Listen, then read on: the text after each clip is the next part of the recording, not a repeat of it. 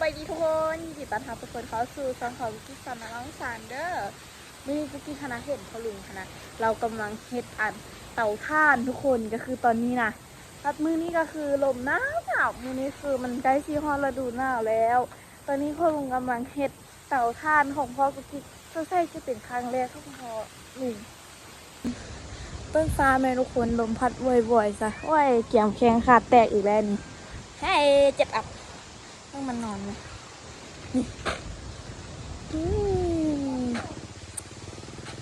ว่าคุณน้อยเสื้อ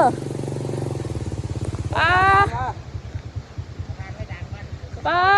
โทษมันก็เต็มดิแม่ก็เต็มเพราะว่าแม่ที่มีเข้าเป่าที่เป่าเนาะคุณอาทุกคนพ่อลุงกำลังเฮียนเฮ็ดเตาถ่านเป็นบอกพ่อลุงครั้งแรกว่าของพ่อลุงน่ะแม่นว่าพ่อลุงเฮ็ดเองไปเลยวะนี่เอาลงบ้านอย่างนี้โอ้อันปิดเตาอันนี้พ่อลุงก็เฮ็ดวะนี่เก่งแถววะโอ้เอาลงบ้านนี่เฮ็ดเป็นเลยเนาะตุ๊กคันว่ะตุ๊กถ่ายคลิปพร้อมบ่โอ้นี่แต่คักนี่นะทุกคนอันนี้มันบ้อนดังไฟต้องกินฮอตตัวเสื้ออยู่เริ่มติดแล้วอัดไฟแมนเริ่มสิติดเลยเดี๋ยวนี้ไฟเริ่มลุกนักแล้วเนาะพ่อลุงเป็นผู้ไปเอาฟืนที่นามาเสื้อเองเลยวะฟืนไม่ดิบบอกของพ่อลุงมันบอกฟืนเว้านะคักเนาะยังไม่เคยเฮ็ดจะเคลียร์แทนนี่พ่อลุง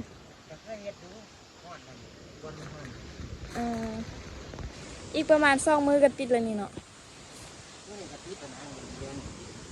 แล้วก็ขี้มันลุกมาอัดอันนี้มันแล้วเนาะอันนี้เตาถ่านตั้งอยู่บ้านทุกคนเตาน้อยๆโอ้เฮ็ดต้นแล้วก็นี่เตาตัวนี้นะแพงเนาะเป่า1เป็น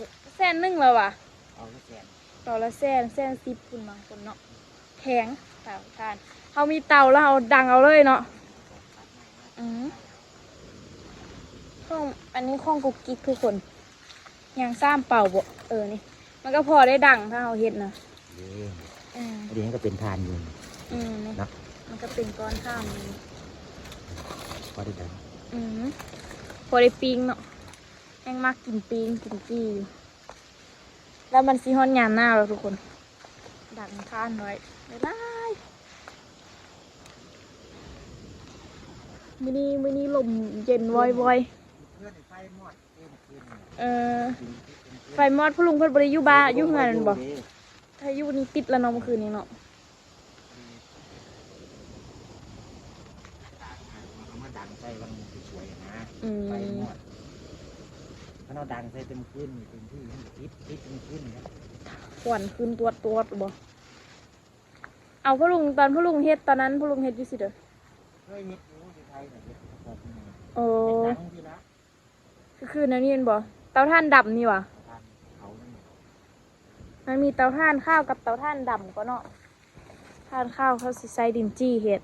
เตาถ่านข้าวใส่ข้าวมอดคือห้องงานไอ้ดำมันบ่เนาะแพงบ่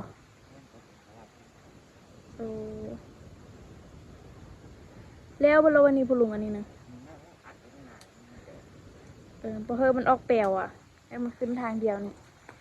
อันนี้กุ๊กกิ๊กตั้งแต่ตอนได้บ่เห็ดเต่าอันนี้ตั้งแต่กุ๊กกิ๊กเปิดซองแรกคุณบอกซองแรกคุณบอกเต่าตัวนี้เห็ดเห็ดกะใช้เวลาโดนเติบก็ทุกคนแต่ว่าอีพอมันเสียนเก้านะเขาก็เลยบ่ยากปานเด้อเขาเคยเห็ดนี่ติดตะกอนเคยเห็ดขายบ้าคิ้วขนาดแหละติดเริ่มติดเลยแห้งติดนี่แห้งคิ้วนะพ่อลุงเนาะมันไปคิ้วมาแต่สิเดิมมันเนาะเดี๋ยวนี้ที่ไทยเขาเห็ดเตาถ่านไล่ควันได้ที่ใส่ถังเห็ดบุมีควันออกทีเดียวบ่รบกวนชาวบ้านเลยเนาะ คักตัวเบิ่งหันขานี่ก็ฮู้ว่าเฮ็ดได้จักปีนี่แต่นี่หันอันนี้ก็ฮักทับจักกระเดอต่อเด้อฮักก็มาแปลงเอานี่ตั้งแต่อู้เกิดออโต้จุดได้เตานึงแล้วก็พอแล้วพ่อลุงเอามาจุดต่อนี่พ่อลุงใส่พ่อลุงยัดบ่คัดซะมามันก็เต็มกันนะจักกูลุงพี่ดิ คัดบ่ทันเต็มบทซ้ำจักพี่คนเต็มบทนี่จักกูลุงพี่ดิยาแก้วมาลูก พ่อลุงบ่เก็บฟืนน้อยๆเสื้อคือเฮากับอีแม่เก็บมาเมื่อยเอ้ยเราเก็บอันนั้นอันนี้มาเสื้อมันตอนนั้นเป็นฟืนยังบ่ตายอยู่งานฮะโอ้ขวัญนักเลยเนาะมื้อแรกนี่พ่อลุงสิไปกรีดยางบ่เดี๋ยวไปนอนอยู่สวนอีกเนาะไฟก็สิลุกอยู่ว่ะ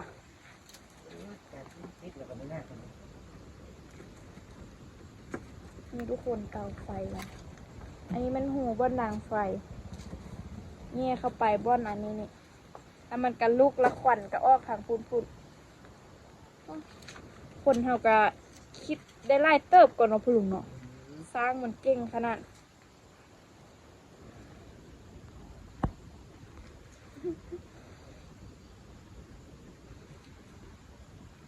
ตอนนั้นแม่กูกิ้งแห้งเห็ดบักเลยไล่เต่าแล้วเต่านึ่งได้ประมาณ30เป่าเลยทุกคนเต่าบางน้อยบักเลิกอีกได้เพิ่นเห็ดเนาะท่วมผลท่วมหัวผลเต่านั้นยังอยู่บอกว่าอยู่บนเก่า พี่ไหนดิมันพังเลย ว่ะบ่อยากจะกันหรอวะมันมีต้นไม้ใหญ่ไล่แล้วเนาะ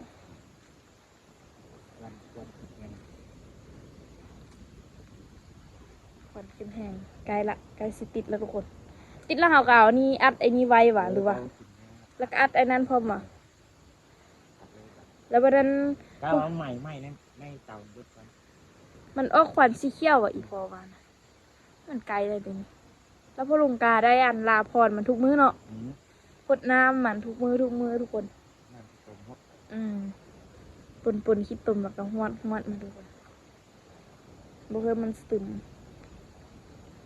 ป้าสิมาทาเบิ้งพ่อลุงจกทานเด้อพี่กับแม่กับพ่อเฮ็ดนี้ได้8เป่าหรือว่า10เป่าทุกคนมาเบิ้งพ่อลุงสิได้จักเป่าคักได้ดอกไม้มาขอบนี้เนาะพอมันล้วนได้เนี่ยเอาลงเอาตัวนี้ออกแล้วลงตัดมาใส่มันตัดมาใส่มันติ่งมันพ่อลุงเลื่อยเองเลยบ่ไหมตัดเองเลยใส่มันติ่งพอได้ดังแล้วแต่กับบ่ทึกเมียจมน้องไปเลยเนาะนี่ท่านได้ดังเนาะบ่ทึกจมละพ่อลุงเอาไปตัดจากมือฝืนตัดแต่โดนพุ่นว่ะตัดไว้แต่ลายมือแล้วลุงตัดยางเลยบ่ได้แกงมาว่านบ่ได้ขีดยางเลยแล้วก็เลยเอารถเข้าไปแก้งมาแล้วก็เลยได้ฟืนมาเซอร์เตาแล้วก็เกียมดังได้ทุกคนเลยอีกประมาณ10 มือมาทาเบิ้งเนาะประมาณ10 มือบอกว่ากระซามให้มันดับอยู่ทางเหนืออีกประมาณคิดนึงนี่แหละทุกคนให้ไฟทางในมันมอดเบิดให้มันเย็นหมดแล้วเตาถ่านเย็นมันก็มาเริ่มจกมันมาเบิ้งเตรียมรุ่นเบิ้งพลุง สิได้จักเป่าเพิ่นมันยัดบ่เต็มนี่ยัดมันไหม้เนาะเป็นปุ๋ยเป็นขี้ฝุ่นเบิดทุกคนอ๋อพลุงยัดบ่เต็มกองติดกับแม่นี่ก็บ่เต็มปานเด้อว่าของพ่อหันยัดเต็มให้เต็มว่าตกข้าวกับกล้องกันดิมื้อนี้คือว่าเป็นซี่หนาวๆเนาะมันยามหนาวแล้วทุกคนเอ้ยตื่นเช้ามานี่ป้าได้ใส่เสื้อแขนยาวแล้วเด้บ่ใส่นี่ก็หนาวกระดูกกระเดียวเลยแล้วเมื่อวันนี้พ่อลุงมาทาเบิ้งเตาถ่านพ่อลุงทุกคนพ่อลุงเพื่อสิได้จักเป่านี่เห็นพ่อลุงเฮ็ดแต่โดนพุ่นแหละแต่ว่าคิดคอนเทนต์ยังบ่ออกและยังเฮ็ดเวียกเหมือนอยู่ตอนนี้ก็ยังอยู่ถ้าแม่เอาน้ำแล้วเราก็สิไปนั่งล้างถ้วยลุงไปละเอามาทาเบิ้งทุกคนนี่เป็นเตาถ่านถ้าเขาไม่กินเลยเด้อก็ตายเซ่ เตาถ่านอยู่เหือนเป็นเตาถ่านน้อย บ่ใหญ่ปานใดพอได้ดังซื่อๆอืมเพิ่นจูดพอให้แบบได้ดังได้ปิงได้จีถ้าจูดก็กุ้มได้หลายมื้อเพราะว่าเขาบ่ได้เอาไปขายเขาดังเองมื้อใดเขาปิ้งเขาก็ปเอา แม่ก็ใส่คุมือเหือนส่วนลายโซนี้ฮันกิกบ่ได้ดังเขาใส่เตาฟืนแล้วทุกคนเตาอันทาดแล้วมันก็เลยกุ้มดุนเพราะว่ามันมีฟืนมันสิสุกไว้ก่อนเพราะว่าเหือนกินฮันใส่แต่เตาฟืนกับเตาถ่านเนาะทุกคนเนาะบ่ได้ใส่ไฟฟ้าคือกระเจ้าแก๊สกับบ่ใส่แม่ยานแม่เป็นผู้เฒ่าแม่ยานแก๊สระเบิดป้าก็คือกันเราก็เลยพากันย้านแล้วก็เลยบริใส่แก๊สใส่เกิดน้ำเขาก็เลยเอาใส่แบบธรรมชาติบริเสียเงินไปเอาอยู่นาเขานะเพราะว่านาเขาท่านมันมีหลายถ้าใส่อันเดอร์เล้งด้วนเขาก็ใส่หม้อไฟฟ้าแล้วก็แล้วนี่ทุกคนบ้านกิ๊กซื้อข้าวยามหน้าเลยทุกคนฟ้าครึ้มช่วงนี้กิ๊กรู้สึกว่าตอนช่วงฝนหนักๆค่ะนะแล้วแบบเลี้ยวขึ้นถึงปูดบ้อนเดินกระดินเพื่อนนะนี่ทุกคนเป็นดอนแดงไว้เลยได้อยู่ถึงผูหันยานในยานจากมือหนึ่งมาซีทะลุลงมาเบิดดิเพราะว่าเขาเจ้าไปทางป่าออกเบิดแต่ว่าเข้ากับปลูกต้นไม้ทดแทนแหละปลูกเป็นต้นยางพาราก็ได้จะได้อยู่เลยเนาะทุกคนเนาะทางพูดนี่ทางพูด้านพี่กระเจือนคือกันนี่ทางพี่กระแดงคือกันหน้าบ้านในอู่นี่บอนไอ้นั้นบอนปลายต้นไม้เลี้ยวไปนี่เห็นตัวเลยได้ทางผูด้านนี้อันถือว่าเป็นต้นยางพาราเบิดเลยส่วนทางผูด้านนี้ฮะละวะเพื่อสังวนไว้ทุกคนบอกให้ประชาชนเอาที่ดินแต่ว่าเต็มเลยเขาเห็นให้เขาปลูกยางใส่เต็มเลยจุดน้อย18 ล้านล้างถ้วยถ้าเวลาเหลือทำอย่างประคันละ4 อันล้างรถเพราะว่ารถเปื้อนคุณทุกคนเบิ่งน้อยซ่องไอ้น้องอย่าเฮ็ดแนวนั้นขี้สายสิเข้าตา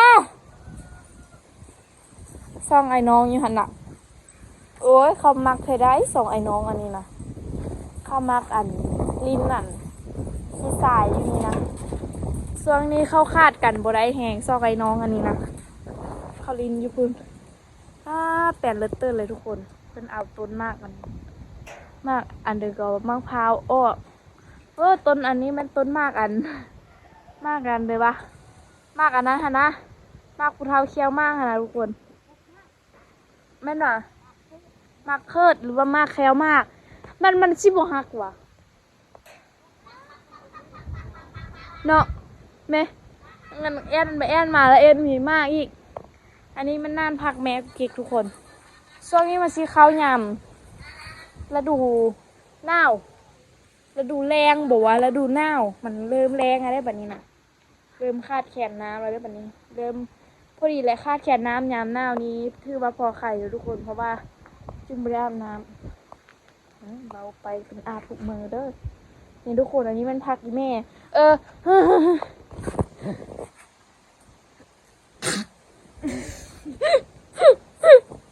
อันนี้นะทุกคนอันนี้ก็คือต้นผักบงมึงนั่นอีแม่ว่าเราซีเฮ็ดอันนั้นนะคือว่าอันที่เราคาดไว้ก็คือเป็นจริงแล้วเนาะทุกคนเนาะเพราะว่าผักบงติดน้ำแล้วตอนนี้นะก็คือเดี๋ยวมันก็สิได้กินเลยนี่นะทุกคนเพราะว่ามันเริ่มแตกนอแตกแหน่งมันอีแม่วาดไว้ว่าสิให้มันแตกขึ้นมาเต็มอันนี้มันมักแตงเราหรือว่ามักทั่วนี่แหละอันนี้มันผักมีที่ซอมรีไซเคิลนานผักที่อยู่ทางข้างนี่รีไซเคิลมาจากอันเป่าปูนอีพ่อ อันนี้มันกับปลูกอยู่ทางข้างนี่จนเต็มอันนี้ก็น่านเจ้าแหละอันนี้ละแม่นพักอันนั้นทุกคนพักทอมรับเริ่มงามแล้วเพราะว่าแม่กลับมาใส่ใจคือเก้าคือคนเฮานี่แหละถ้าใส่ใจอย่างสักอย่างเนาะมันก็สิออกมาดีคือกับความฮักเลยย้อยอันนี้ก็คือห้อมแผ่วทุกคนเสียงเขาคือเนิงว่ะอันนี้ก็เป็นห้อมบัวเริ่มติดแล้วเมื่อเช้านี้เห็นแม่ป้าเอาสตรอเบอรี่มาให้อีแม่ปลูกนี่ปลูกอยู่นี่แห้วอยู่นี่ดิบัวมันสิติดบ่เพราะว่ามันร้อนแม่บัวเอามาปลูกตอนแรงเอาสตรอเบอรี่บางอันก็ใหญ่นะเพราะว่าสตรอเบอรี่นี่มันสิเป็นเฉพาะยามหนาวเด้ อันนี้ต้นผักฮากคนสมัยตะกี้นี่โอ้ยมักสุดยอดเลยได้อันเม่นๆนี่อันนี้เป็นต้นผักกันเนานี่อันนี้ผักเนาอันนี้ผักฮากทุกคนมีแต่แนวมันเม่นกินเสื้อเดียวอร่อยอุ้ยอันนี้มาโป่งยังอยู่นี่มั้งไหมอันนี้แม่นอันหอมลาบเต็มเลยแม่มีควายจีน่ายอยู่วะยะโคตรจีน่ายดิว่าไปเลาะซอกโคตรจีน่ายกันทุกคนไปเบิ่งควายจีน่ายไปเอาไปเริ่มเลาะซอกควายจีน่ายก่อนอึบ อันนี้ก็คือเป็นนั่นเดี๋ยวข้าตั้งกล้องมาเป็นสวนห้องเลยใส่สวนเพราะว่าที่เห็นนั่นจีน่ายอยู่กับตาของแม่ขุดอ้อมเหือนนี่แหละเห็นว่ามี8 ตัวหรือว่า9 ตัวนี่แหละเราไปซอกขุดมาเติมของแม่มาเบิ่งว่าน้องสิได้บ่อุ้ยมันออกแล้วทุกคนกล้วยนี่นะนี่มันออกแล้วตัวนี้นะอันนี้เดี๋ยวมันค่อยจีน่ายบ่นี่โดดออกมาซะเยอะโอ้ยแม่นแท้ทุกคนอย่ามาขุดเบิ่งสิมีบ่นี่มาเบิ่งอันนี้มันสิแม่นค่อยจีน่ายหรือค่อยมดหรือว่าจะเป็นควายน้องเหลือมมาดูกันค่ะ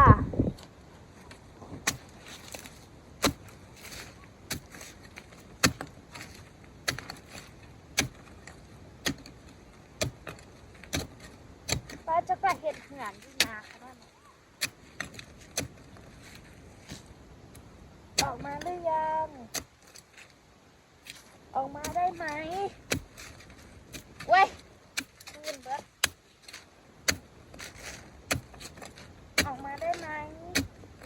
โอ้ตันมาจากออกมาได้ไหมเจออยู่ไหนอุ้ยได้เห็นแล้วทุกคนที่ไหนหลีนี่ซอนยังมาใส่นี่มาเบิ่งว่าสิเป็นน้องกูดหรือว่ายังมีโอ้เป็นนางเกียงทุกคนเขาบ่เห็นอันนั้นมันใดเขาบ่ได้เห็นอันอีหยังวะเขาบ่ได้เห็นควายมันใดเห็นเป็นอัดฟุยๆแล้วก็เลยขุดเบิ่งปรากฏว่าใดเดี๋ยวไปซอกควายอีกทุกคนถ้าสิมีบ่ฝนมันออกแนวนี้นะเบิ่งไหมมันออกไปแนวนี้แหละอันนี้แม่ขุดแถวนี้แม่ขุดถือว่าหลายควายเติบนี่มันออกนี่ปะเราละไปซอกควายไหม้กันทุกคนกินย่างมาไกลๆแต่ว่าเขาขุดอยู่บ่อนนั้นเขาเห็นอยู่บ่อนที่เขาย่างอ้อมจะช่วยเห็นไอ้นั้นมันออกเลยเขามาขุดกันมาเบิ่งว่ามันสิได้บ่วันนี้ฮู้วันนี้รู้สึกว่ามันเป็นควายดีโอ้ตีนกินจะขาดเนื้อเค็มกันโอ้นี่ไงเห็นบ่โอ้ยเนาะคนบุกมูเฮ็ดแล้วมาเฮ็ดตลกเลยประสบภัยขนาดเลยไผสิได้งูไปคล้องเนาะ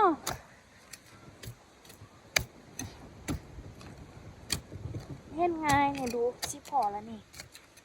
อีแม่บอกว่าไอ้แม่เสียไปตัดแก้วคิดก็เลยมาซอกแม่อีกแก้วจีน่าอร่อยเลยทุกคนมาคือว่าบุทันไปกินแก้วจะถือ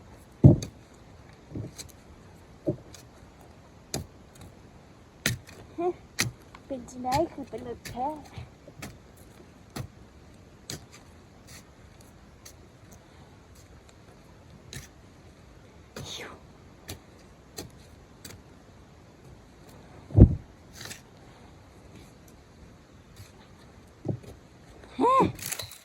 เขี้ยมกันเลย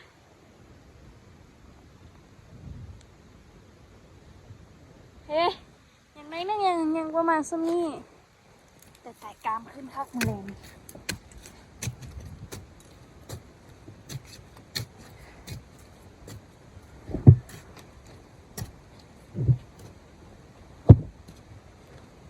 เย้เห็นแล้วทุกคน ฮ่าฮ่าฮ่าฮึบนี่ตัวที่สองเย้มันกระตุกไหมถ้ามันบ่ออกคือสิได้หลายตัวละนี่เรียบร้อยสักอีกกันคำแล้วทุกคนนี่ทุกคนไปขุดมาแล้วก็คือคำเลยซอกช่วยงานสไลด์มันมีแต่ข่อยออกนั่นไหมเนาะกับอันข่อยหัวข่อยแม่ขุดแล้วนี่คิดว่าอีกแม่อย่างอันบ่ทันได้เฮ็ดกินไปเบิ่งมาแล้วแม่เฮ็ดกินแล้วเขาได้ตังมาซ่องโตวทุกคนได้ตัวผู้กับตัวแม่เดี๋ยวเขาสิจี้กินมื้อแรงแซ่บๆถ่ายลงเฟซคักๆที่มือตัวเองที่มือตัวเองเด้แล้วก็คือเดี๋ยวสิไปเฮ็ดเวียงให้แม่ก่อนทุกคนเดี๋ยวคลิปนี้สิไปก่อนเด้อมาท้าเบิ่งเตาถ่านพลุงว่าสิเป็นแนวเด้อสิได้จากเปล่าจากที่เขาเฮ็ดได้คนละ8 เปล่าหรือว่า10 เปล่าบ่เบิ่งพลุงบ่สิได้5 เปล่าบ่พลุงบ่เบิ่งกันเด้อทุกคนเจอกันในคลิปวิดีโอหน้าคลิปนี้ไปก่อนบ๊ายบาย